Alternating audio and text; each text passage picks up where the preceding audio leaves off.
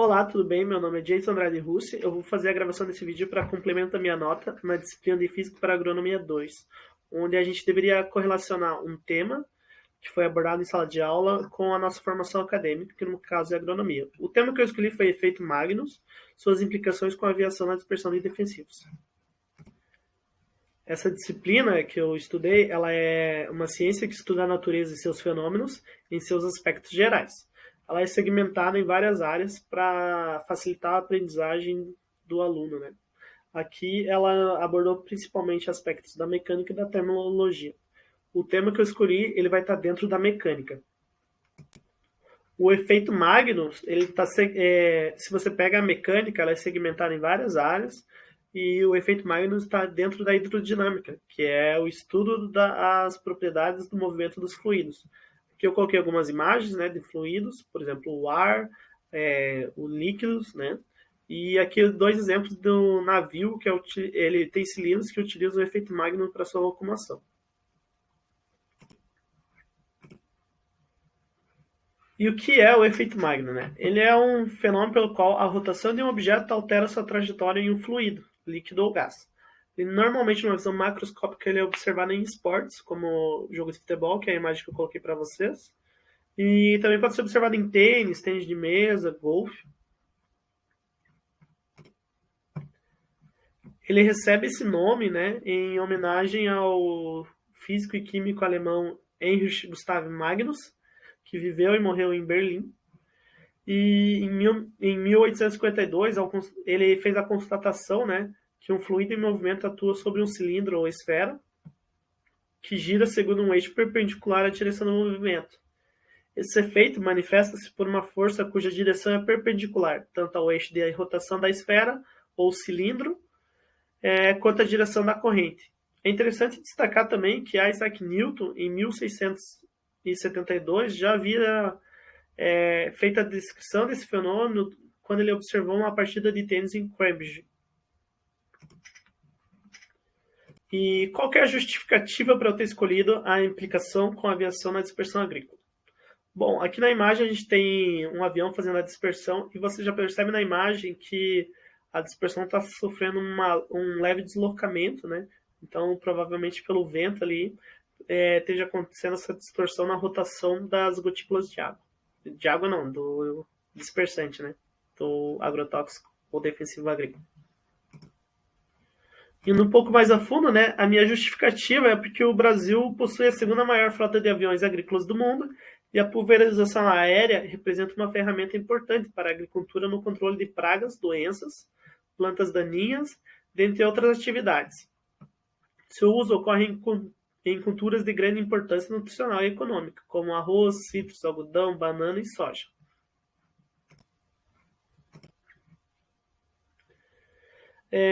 Esse tipo de aplicação tem uma grande importância porque para produzir alimentos em grande escala, além de ser a única alternativa para a aplicação de defensivos em determinadas situações, seja por conta da altura das plantas ou por se tratar de uma lavoura de irrigação por inundação. A exemplo, a gente tem a cana-de-açúcar e o milho, né, que são monoculturas que podem atingir grandes alturas, passando dos 2 metros, e a irrigação por inundação, o exemplo é o arroz. Dificultaria muito para funcionários fazerem toda a aplicação, né?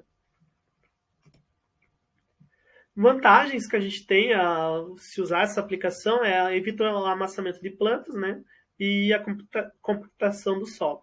Além da rapidez na aplicação, aí você não tem que se preocupar com a altura das plantas, além da urgência, quando tem pragas que se reproduzem muito rapidamente e acabam causando um dano em curto prazo na lavoura.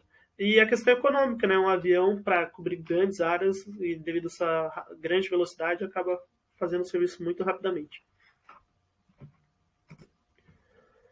No entanto, é preciso levar algumas características técnicas em consideração quando você vai fazer a aplicação. A questão da altura do voo, a velocidade de voo e as condições meteorológicas, porque isso pode influenciar na névoa, né, na dispersão das gotículas e na ocorrência do efeito Magnus, que é o que a gente vai falar para vocês.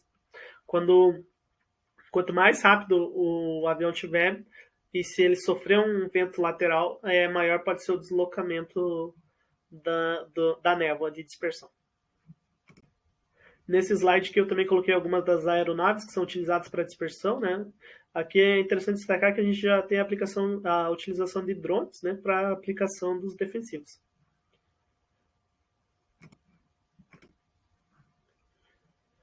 Aqui eu destaquei alguns acidentes que ocorreram no Brasil quando a empresa ou o piloto não segue as normativas que são estabelecidas pelos governos federais, estaduais e municipais.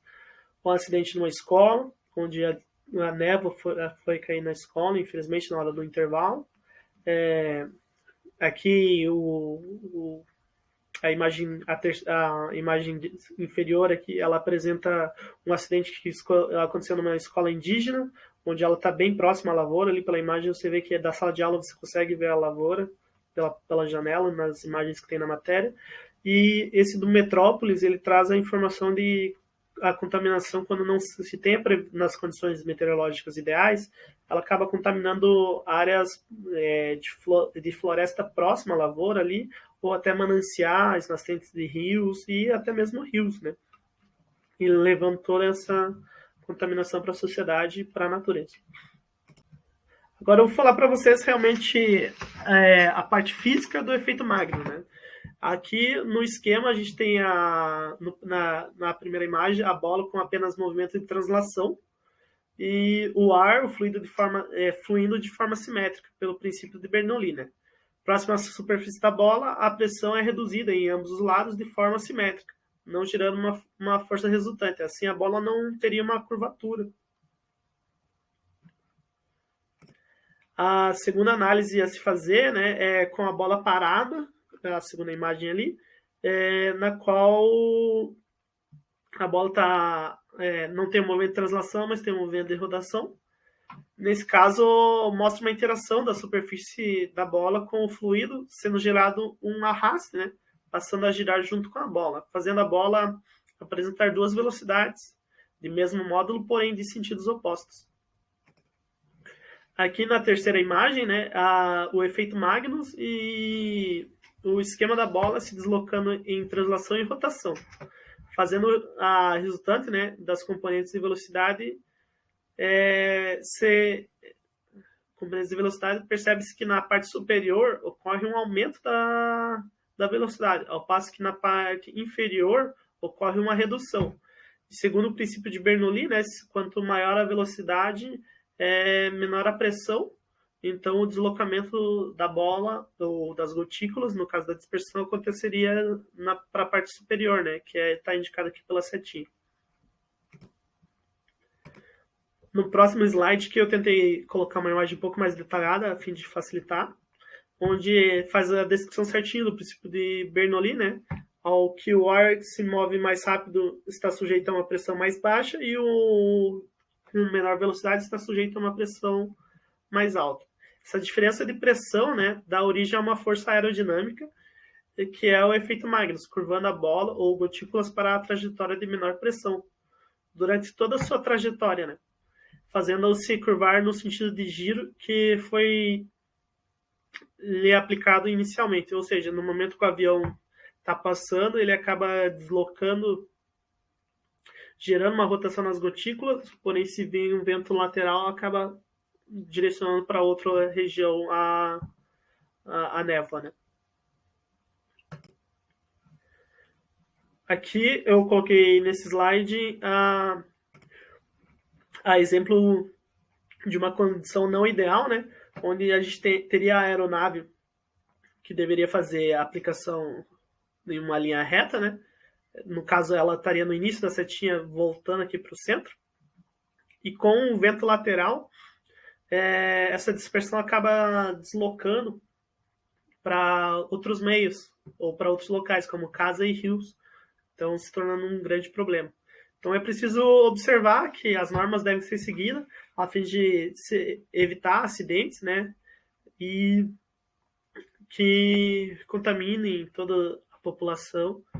Então, é muito interessante você observar que o conteúdo que foi abordado em sala de aula tem aplicação e que é possível você se atentar a esses detalhes que se devem ser feitos. E é isso, muito obrigado, peço desculpa pelo nervosismo e até mais.